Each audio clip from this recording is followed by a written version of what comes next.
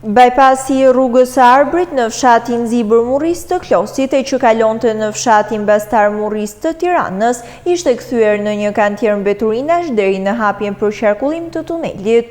Për shkak të numrit të lartë të automjeteve që kalonin në këtë segment rrugor, mbeturinat hidheshin pa kriter nga pasagjerët dhe drejtuesit e automjeteve.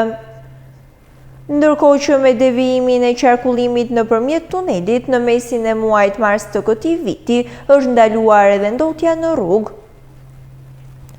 Zona është më e pastër pasi nuk janë shtuar mbeturina, ndërsa nuk është marrë asnjë mas për pastrimin e të gjithë territorit që ishte ndotur gjatë periudhës që ky segment ishte arterie e rrugës së Arbrit.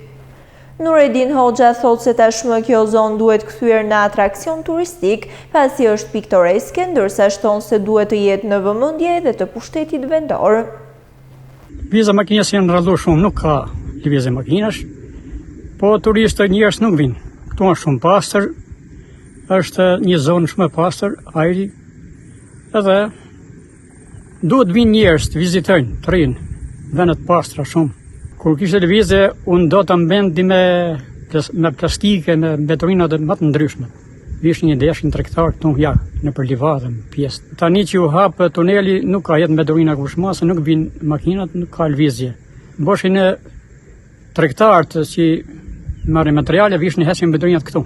Dalin grupet e vogla, njerëzit që rrinë për hije, kalojnë një ditë, një pushim për fundjavë. Më e ndotur mbetet zona në kufi me Bashkinë Tiranë, ku edhe ka patur më shumë ndalesa apo grupe qytetarësh që kalonin orët e nxehta nën hijen e pemëve halore.